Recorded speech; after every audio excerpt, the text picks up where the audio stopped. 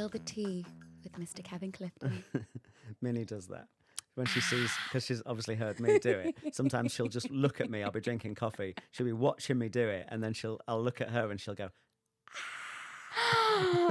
She's a proper mini you. Yeah, she's a mini Stacey too. Yeah, yeah. I can't believe she's already won. I know. It's mad. I know. And you had her on the tour. Yep.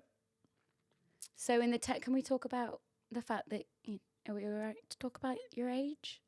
Yeah. Are you comfortable with Yeah. It offends many women. No, I want people to think I'm 24. Exactly.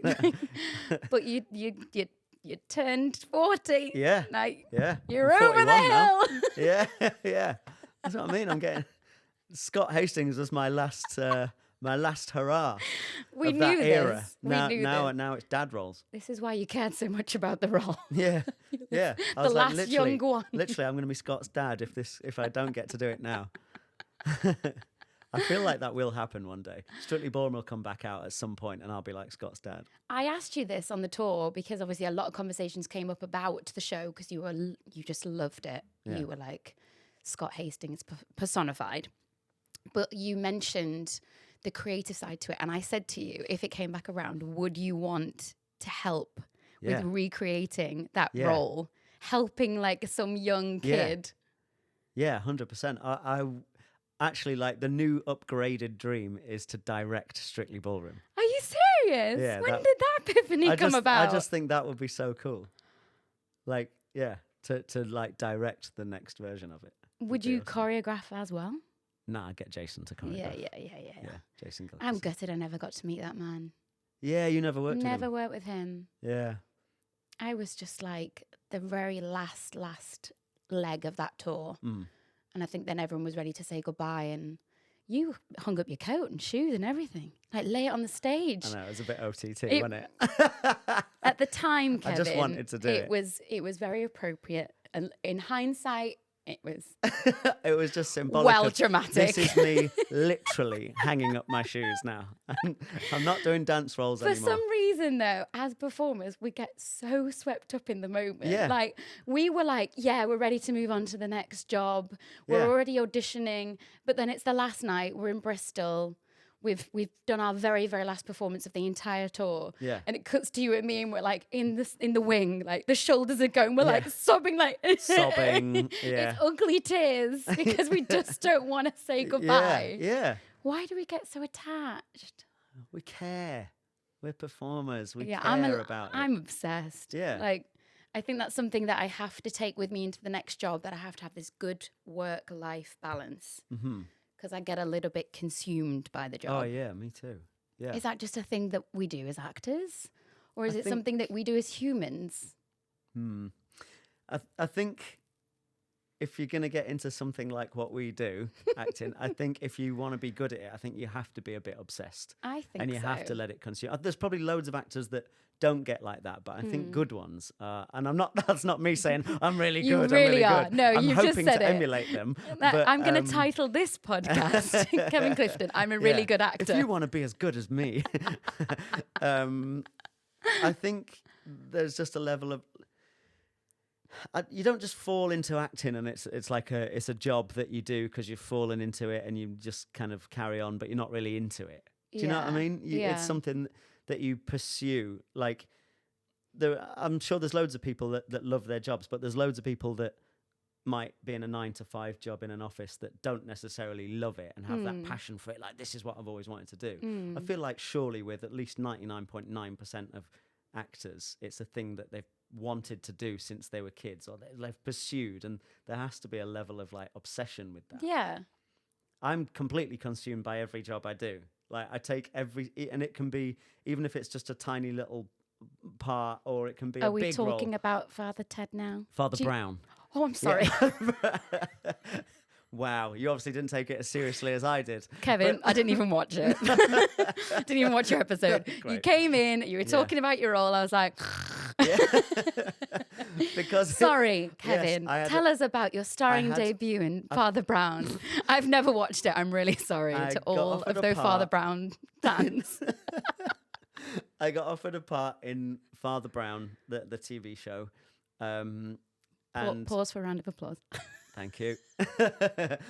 And I was very excited about it because I've never acted on TV before. Like, yeah, it's all I been know, theatre because you stuff. came up to me and said, Faye, can you give me some advice? Yeah. It's like, how do you what? act on TV? Kevin, it's just acting. Yeah.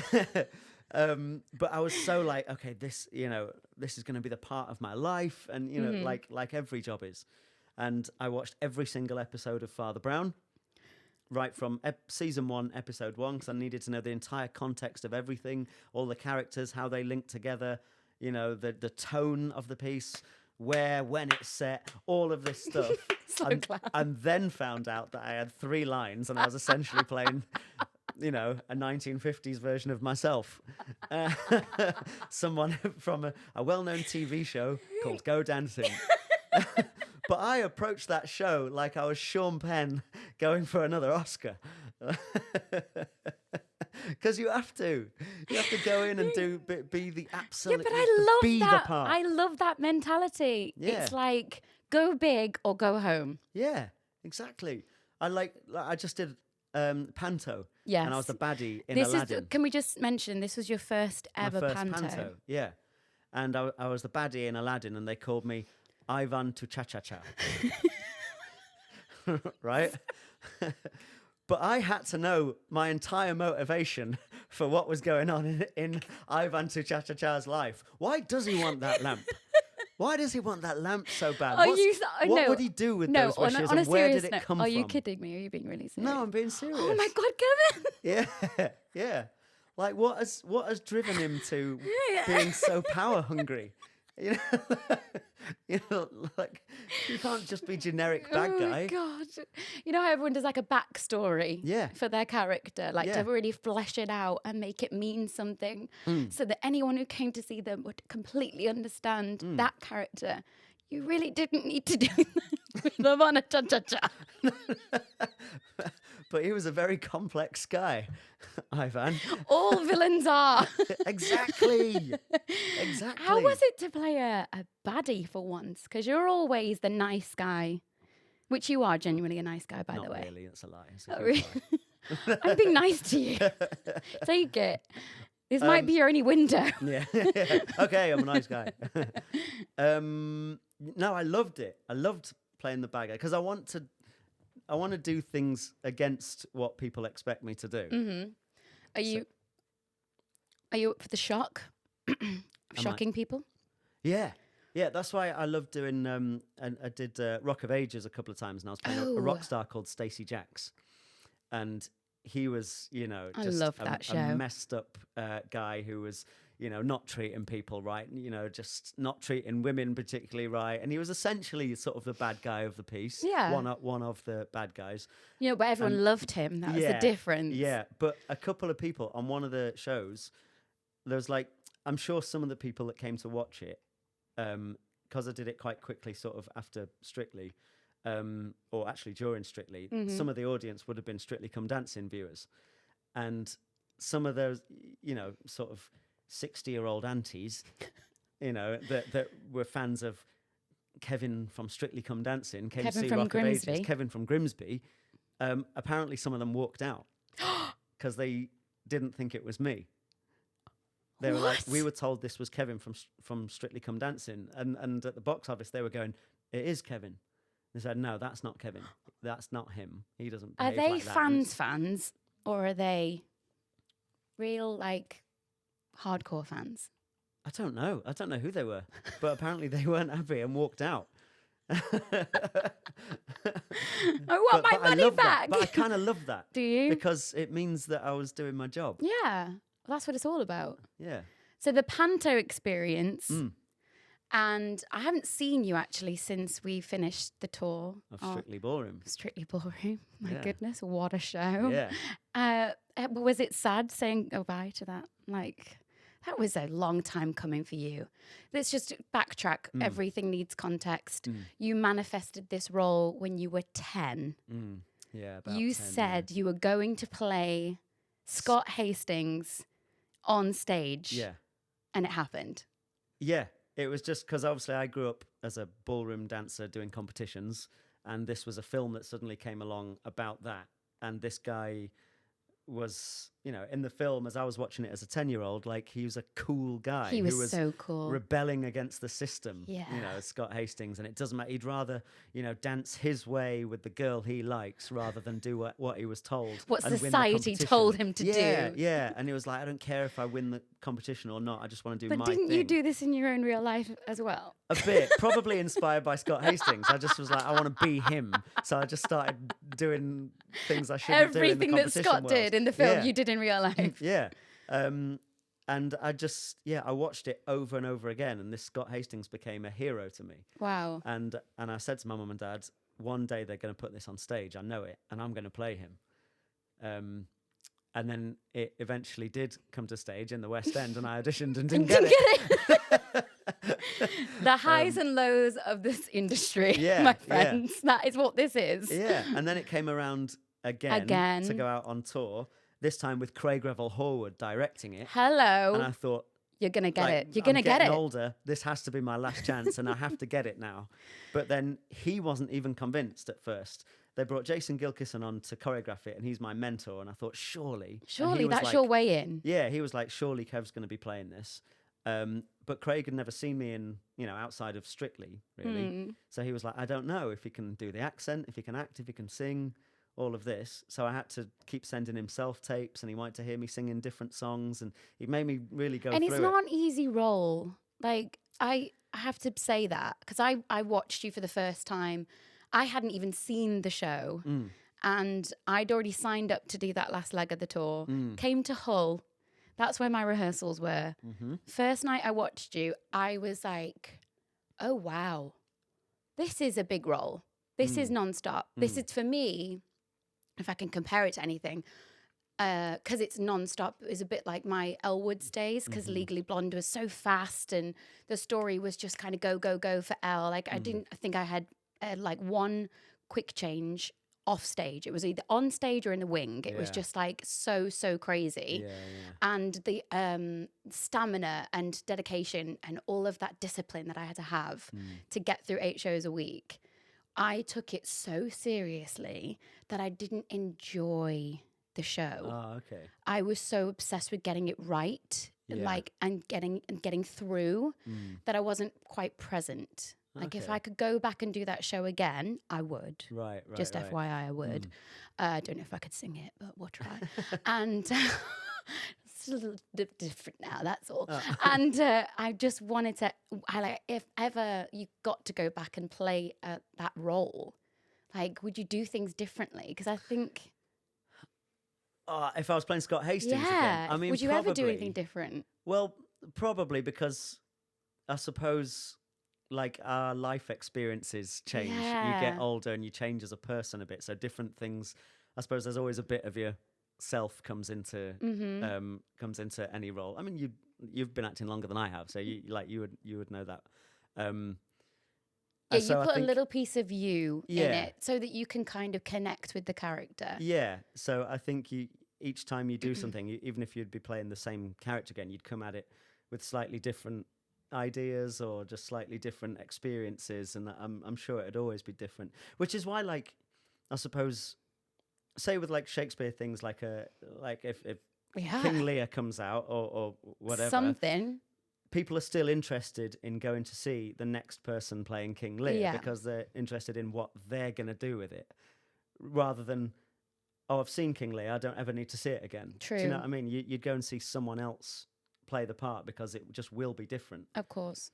Yeah. So I suppose there would be different things. I don't know if I could stamina-wise. I know. Do it that's the thing. doing That's Scott the Hastings. thing. Mine was more of a personal journey, because I think if I'd been a little bit older, if I'd had a little life experience, like you said, maybe I would have, I don't know, just taken the job in a different light. Because, like I said, I took it so seriously. I didn't even have a life. I was like a nun. And that was an 18-month tour. Yeah. So that was just crazy. But yeah, you had a baby and turned 40 within 10 months and did 8 shows a week, and you just smashed it every single night.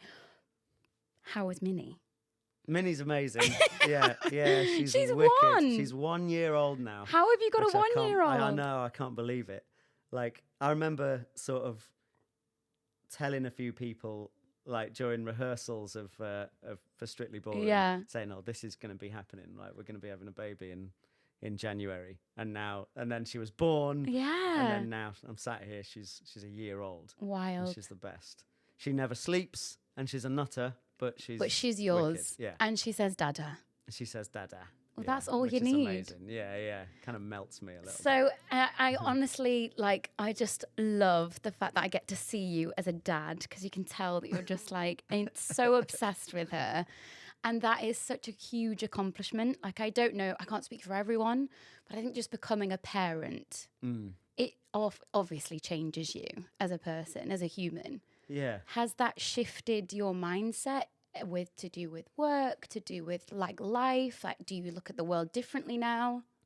I suppose it's a bit like, I'm glad that it's happened now as opposed to when, 10 years ago. Oh, that's or interesting. Like when I was in my 20s or something, because I probably just wouldn't have been mature enough. I know people say that thing of like, there's never a right time. No. People always say that, but I do think I just probably wasn't in the right place or mature enough for something like that for the longest time. And then maybe sort of, I don't know, about 6 years ago, I feel like I went from being 21 to being 57.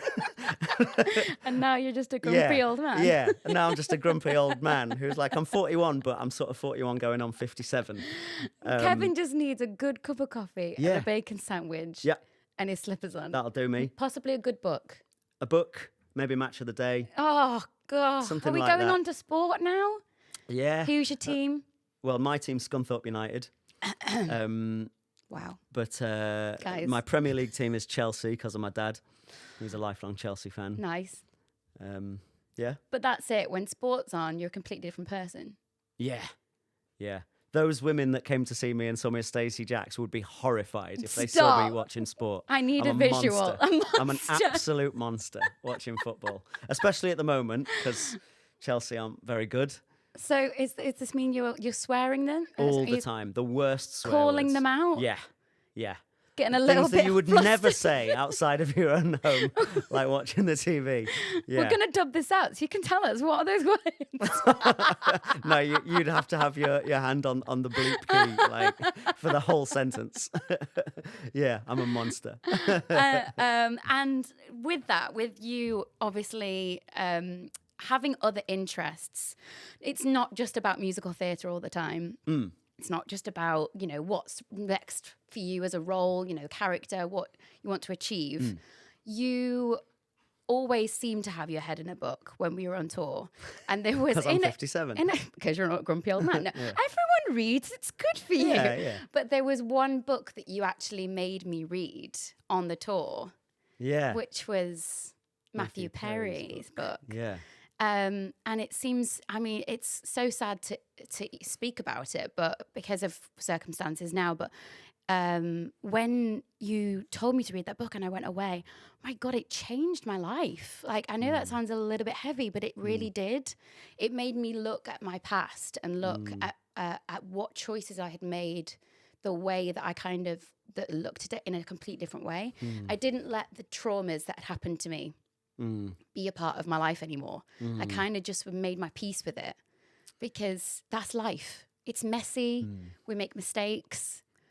I learned a lot from his book. Yeah. I don't know whether you resonated in the same way, but we definitely vibed off that book quite a lot. Like every day you were like either sending me a picture of like a line that you'd read and you were like, you have to read the next chapter. And like there's this like...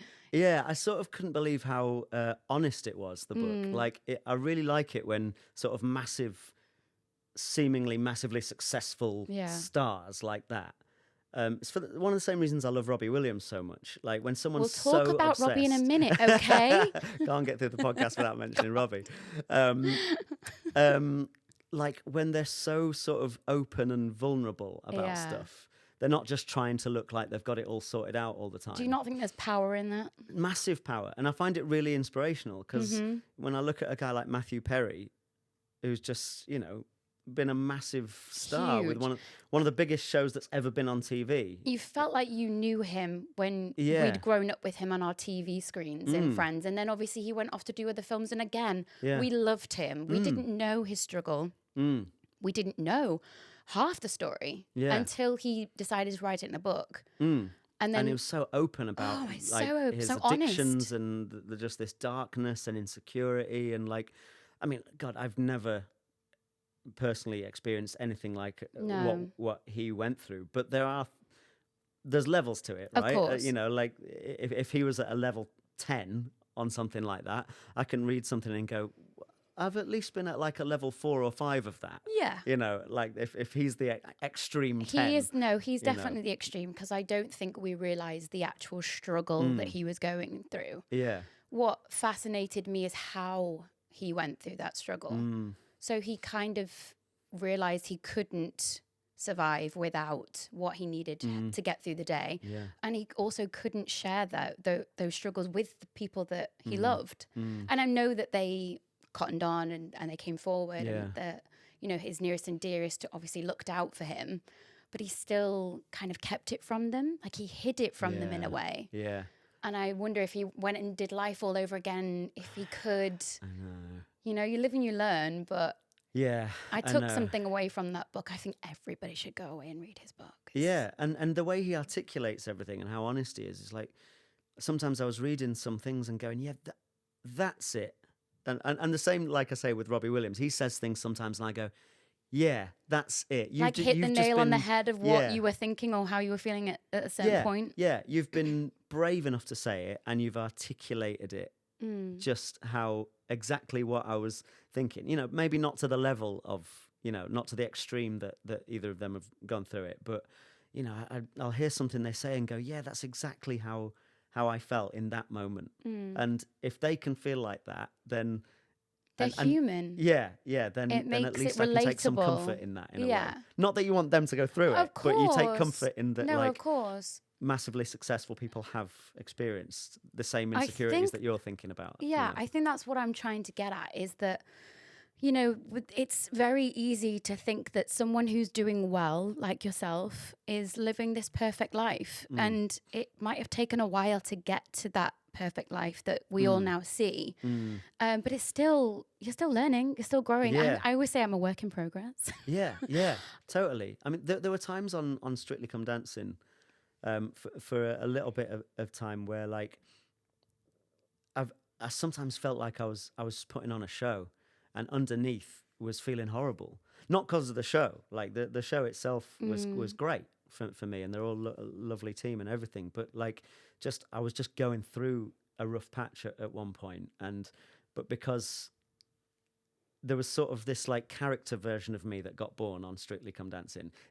I wasn't Kevin Clifton who likes a coffee and bacon and watching Match of the Day and reading a book. It was Kevin from Grimsby, everybody. Yeah. You know, it's sort of like, you know, cheeky chappy boy next door. And that sort of got born in a natural way, but then I felt like I had to live up to it. Maybe how Matthew Perry felt like he had to live up to Chandler a bit, or, you know, or Robbie has to, you know, again, it's not on that level, No, but like Robbie it's something has to live up to... you related to, Robbie has to live up to being, you know, massive pop star on stage in front of a stadium, you know, and what everyone expects from that. And then if you see the Netflix thing on him that they just did 4 episodes, the way he's talking is like he's just sat on his bed in his pants, just this normal guy who's sort of got anxiety about everything and hates a lot of parts of it. And which a lot of people in the public eye do have anxiety.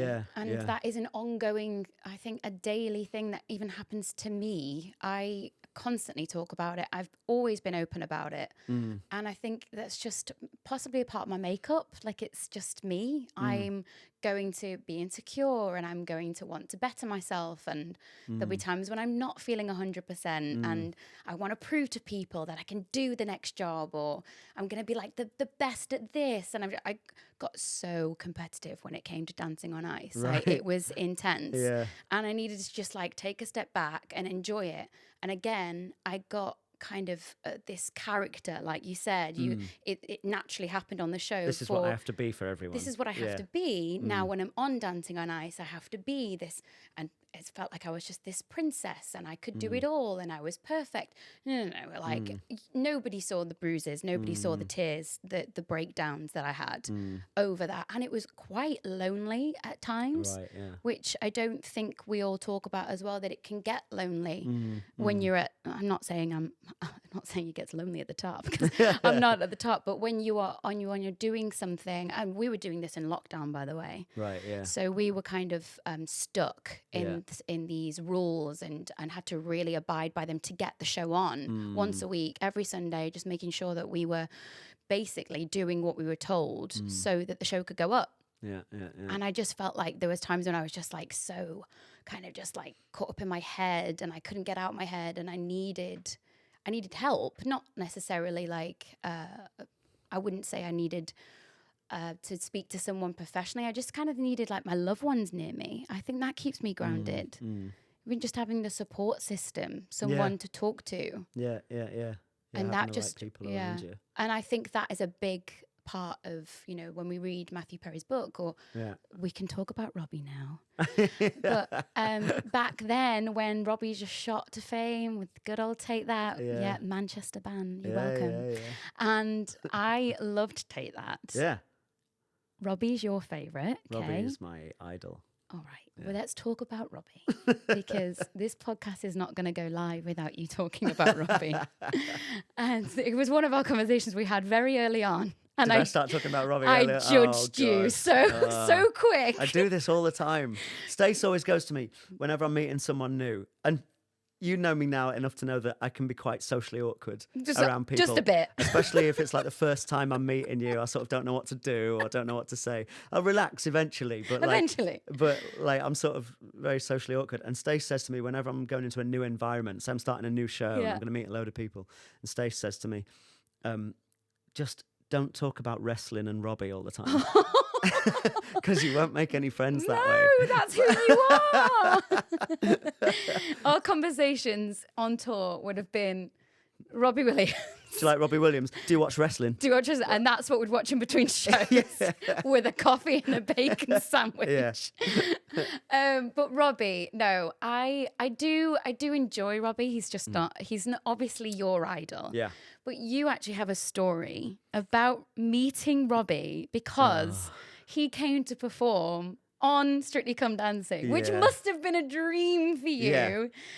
And please tell our lovely, lovely listeners and viewers that story, because it's the best. So they told me one day, they said, right, like privately, like I think Jason Gilkison came over to me and went, Kev, we've got Robbie Williams coming on this particular week.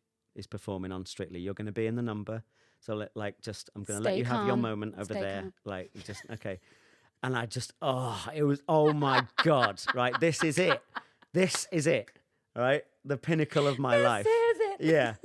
And he came on and he was singing like he was doing Putting on the Ritz. And we were all in tail suits and all of that. And we were doing the girls choreography. got feathers. Yeah, all of Gorgeous. that. Gorgeous. And there was a number, like he was going to start at the top there. Like, there's the staircases and he's going to come down this staircase. All the girls are lining that. They're going to be interacting with him. And then he's going to get to the bottom. Before he goes to the middle of the dance floor to do his thing where we've got all this choreography going on, Kev, you're going to be at the bottom of the stairs and then do this little bit of choreography, sort of a little faux tap bit. And they said to us, look, Robbie is very, I'm finishing their sentences. I'm like, he's spontaneous, guys. He's really spontaneous. They're like, yes, Kevin, you're not in charge.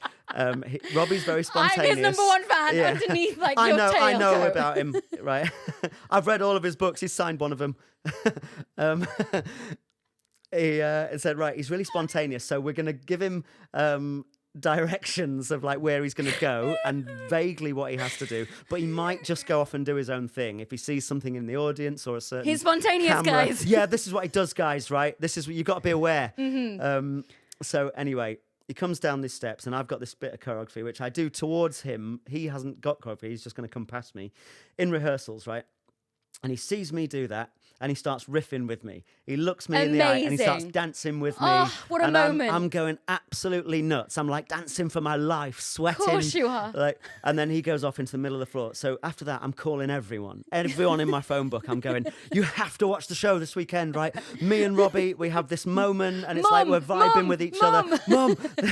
Like, I really feel like we connected on the floor and like, we really got each other in that moment and we were kind of playing off each other. It was amazing. You've got to watch it, right? It comes to the thing live, right? In the studio. Live. And he does his thing coming down the stairs and I'm like about to burst at the bottom of the stairs. And I launch into this bit of choreography. He goes straight past me to the middle of the floor because he's spontaneous. And he goes to the middle of the floor and doesn't even know I exist in that moment. And I was heartbroken, right? So afterwards, we're all backstage, and obviously they've told his people, Get it together, babe. Get it together. His team to say, oh, that dancer there that we have, Kevin from Grimsby, he's like your biggest fan. If you wouldn't mind just going and doing a photo with him, and he was really lovely. Don't pity me. Yeah. He came over to take a photo with me. I was like, yeah. And we're both in our tail suits, and he comes over to me, and 'cause I just didn't know what to say. One, he's my absolute idol, and I malfunctioned. And Starstruck. Two, at the best of times, I'm socially awkward. 100%. So he comes over to me, and I didn't say anything. I just looked at him, and he had to start the conversation, and he can be quite, socially awkward when he's not in show mode. I know that from his books. So of course you do. So noted. So he just looks at me and goes, right, that's a nice suit you've got on. What's that, a cummerbund? And I went, yeah, it's a cummerbund, yeah. And he went, oh, cool. And then we just took a photo and he just walked out of my life. Forever. And that was my interaction with my all-time idol. With your absolute idol. Yeah. Oh, God, you just need a minute. It's just so funny.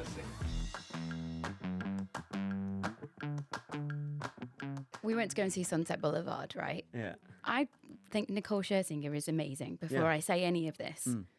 And people were standing up in the middle. Oh, in the middle of In the middle of like the show.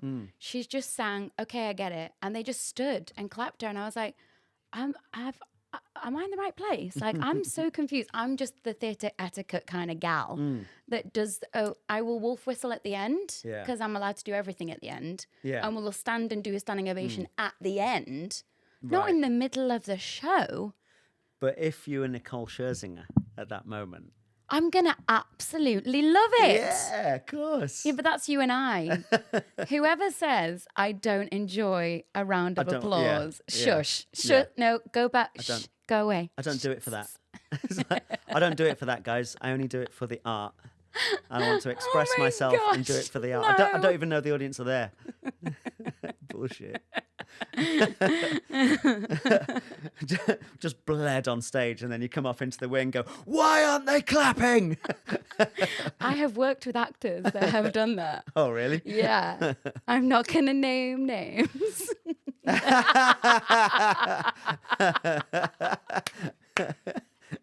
Yeah, I married him. Yeah. When I was, what was I doing at the time? I was doing something. It might have been my own tour, and sometimes off the back of. I was doing my own tour. My own tour. I don't have an ego or do anything for the audience. The show was called Kevin Clifton Dances. There was one time I became so obsessed with I want the audience to have the best time ever. Yeah. I want them to be screaming and because it was like a concert sort of a show. Got you. You wanted to be Robbie Williams. I wanted to be Robbie Williams. Of course. And there was one night where I'm not quite as like this now, but at the time, I was like... This was a chapter. This was a phase. Yeah. When you were phased. Yes, when I was really, really phased by everything. And I just wanted it to be the best thing anyone had ever seen. And I think there was one night where it was just a particularly great audience. And it was there was 3 standing ovations or something. You were an audience whore. Yeah. Absolute audience whore. And I was like, I love my job. This is the best thing ever. This is all I've ever wanted to do in my life. The next night we went somewhere else. Oh gosh. And we got 2 standing ovations. brilliant, right? Of course it is. But the night before we'd had 3, and I came off stage like, I hate my job. I'm not doing this anymore. You're a diva. Yeah, I'm packing it all in. I'm obviously past my best. I'm retired. Yeah, this is it. I've had enough of this life now. I'm gonna go and get a normal job. Like I was really annoyed, and like I can laugh about it now, but at the time I was like so annoyed about it. And the other one of the other dancers in it, he started calling me Tinkerbell. Because, you know, in the movie Hook, when to keep Tinkerbell alive, you have to clap. Yeah. So that became my nickname for ages, was Tinkerbell. And now Stace just takes the piss because, like, when I'm taking, you know, I take it really seriously, each acting role. Yes, and I'm like, of course. I've got to, you know, I just really want to get into character with this, and I want to commit to that moment and be present in the moment, and da-da-da-da-da. And then and I'll come home, like, from a show, and she'll go, "Did it go well?" And I'll be like, yeah, like the audience went nuts at the end. Like it was a really great night. It was a really good crowd. And Stacey's like, but you don't do it for that, do you? No, you do it for the art. You do it for the art. I'm like, yeah. I didn't really know the audience were there, to be honest. But like, oh God. But no, I'm a whore for the audience. Of course you are. Yeah. You great big whore. There's just a lot of beeps going on now in the podcast. Yeah. You have accomplished quite a fair bit. Let's just say that. Okay. Okay. You can say that. You're welcome. And with that, I mean, you're also a dad. Yeah. And you're all settled now. Yeah. Happy with Stacey. Mm-hmm. Who knows? Wedding bells. Yes, no, I do know, and there won't be any. It's only because I'm in wedded bliss that I Yeah. want everyone to be married. Yeah. I keep meeting anyone, even if it's just the postman. Yeah. Are you married? Why not? Everyone should Right. be married. Right. I'm in that really happy bubble. I don't want to ever not be in this happy bubble. Yeah. By the way, thanks for coming to my wedding. Sorry. I know. I'm sorry. Worst person ever. Yeah. I think it's a whole other chapter for me that I'm embracing and I'm loving, and I'm learning so much more about myself. And this is me being completely honest. Nothing has changed. I'm just now got Mrs. when I write out forms instead of Miss. And that is it. Me and Joanna still same best buds from back in the day. Yeah. It is the same relationship, if not better, because now we're like in it together forever. Yeah. Is there not something beautiful about that? Like, There absolutely is if you get it right. you have got it right. No, I've got it wrong 3 times. Listen, Kevin, I love, Yeah. and I love yours and Stacey's love. Yeah. I think it's a great love. I think she's brilliant for you. Yeah. And I love that you have Mini Moo now. Like, Yeah. it's just a beautiful, beautiful story. Yes. I even love the fact that you won. Yeah. You won the award on Strictly Come Dancing. Yeah. And then left. Total cliche You, love story. You won the trophy and you won the girl. Yeah. Exactly. Is that what the tabloid said? Oh, I'm sure. Sure. No, the tabloids were much harsher than that. They always are. Yeah. They have to be. They keep you grounded. They Yeah. keep you humble. We were never going to make it past 6 months, apparently. No one could have foresaw my story. But with that, you've accomplished a lot. I wanted to know what is next. Well, it's not marriage. Okay. Because Stace openly says to me, "No, I would totally marry you, but like you've been married 3 times. Like all of her friends call her Anne of Cleves." Like, so that's just probably not going to happen. You do it whenever and do it in private, and don't you worry about the rest of us. Yeah. We're just all wishing it. We're Right. like happy. That's all it is. And she said to me, whenever anything big happens, like, I don't know, like, say it was the last night of Strictly Ballroom and she was there, or like when Minnie was born, or when it was Minnie's first birthday, or like, she always says to me just before, like, it's going to be a massive moment. Don't get over emotional and get carried away and propose to me. Oh my God, no, Don't she do it. doesn't. Yeah. Did she goes, say that? Don't propose to me just because Minnie's just been born and you're crying. Like, because I will say no.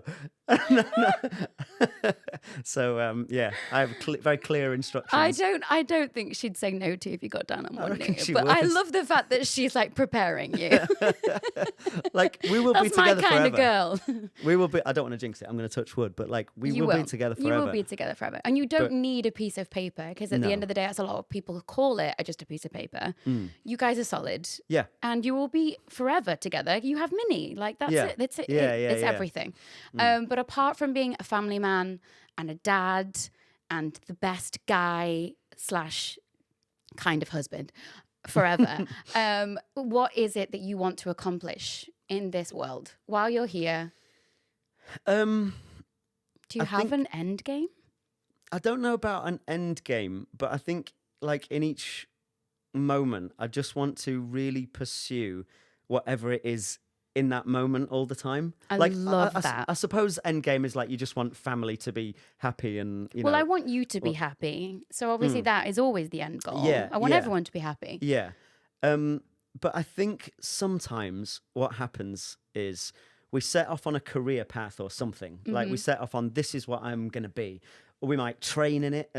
Like say you've gone to a theatre school or something and it's like, this is what I'm going to do. And then we might even get a gig as an actor or something. But then actually you might get to a stage where you think you've gone so far down that path that you have to stick it out now, no matter what. And it might be something that actually you don't want to do anymore.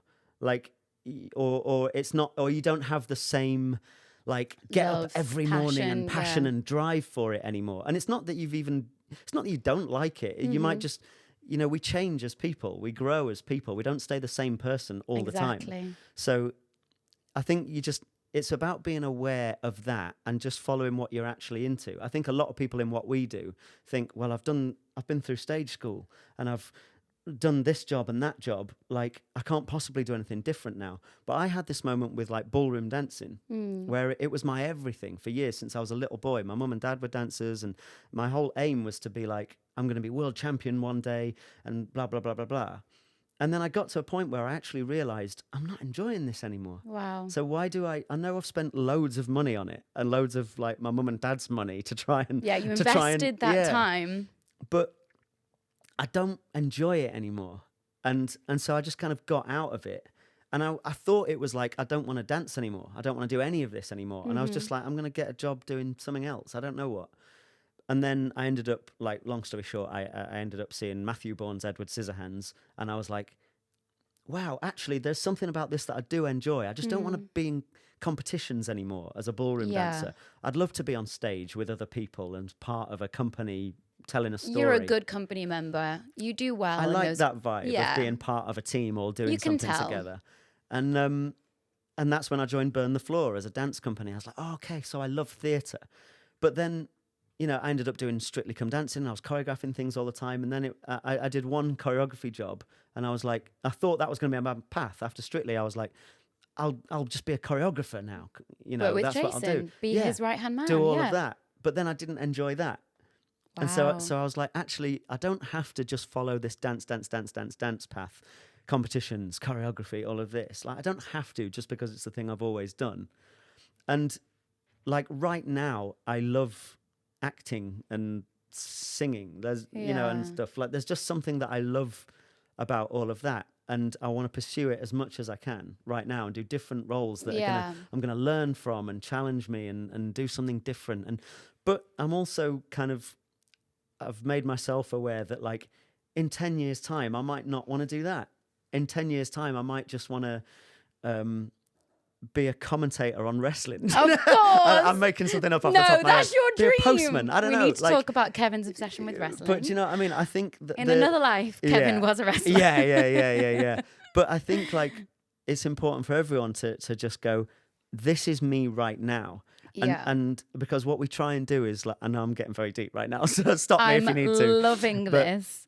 I think we start to define ourselves by things and like, well, this is me now. This forms my identity now, like a Jenga tower. It's like I've built these blocks, and that block is like I am actor, or I am director, or I'm dancer, or I am postman, whatever the thing is.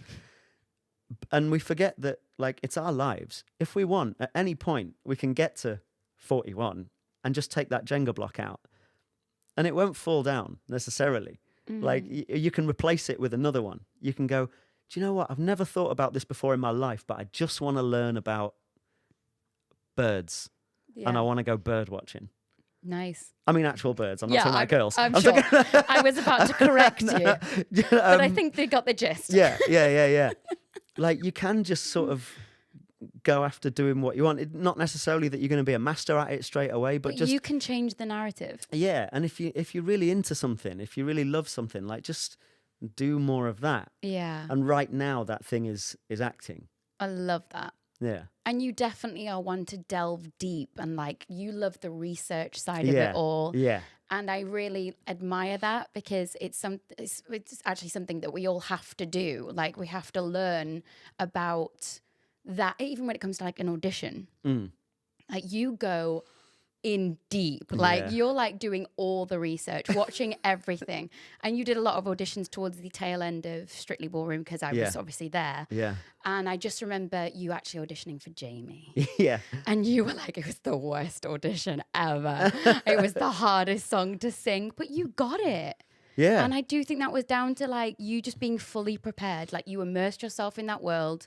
And look at you now. You're about to go and start the tour. Yeah. And You just got to commit to it, I think. Exactly. Like just go for it. Why not? Go big or go home. Yeah. It's totally my bag. Yeah. I love that. Exactly. And in the audition, the guy the director, he says to me, because I was like really committing as much as I could, knowing that this is, a drag you were queen guy. campus tits, I yeah, know. yeah. It was like the 4th campus thing I've ever done in my life.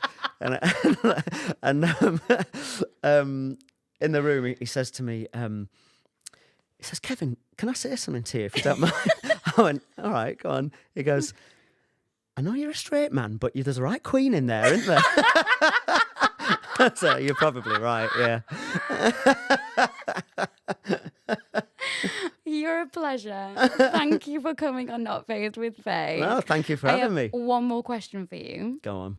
So say you were not Kevin from Grimsby off Strictly Ballroom. What would have been the career? Anything in the whole world. Well, anything I would have wanted to do? Yes. Oh, I would have, in some capacity, joined the WWE. Yes. Yeah. What is your name? Whether that's as a wrestler. I've thought about the name quite a lot. And I used to think, I'd be, because I'm from Grimsby, it would be like the Grim Reaper. But they've kind of done that with The Undertaker. Right? So You've really thought about this? Yeah. So something around like the Drama King Kev. The audience whore. the audience whore, Drama King Kev. Yeah. Kev is definitely going to stick. Yeah. You were King Kev in Strictly Ballroom. You're King Kev now. You'll be King Kev in the future. Thank you so much for coming on Not Fazed with Faye. No, thank you for having me. Yay! Smashed it.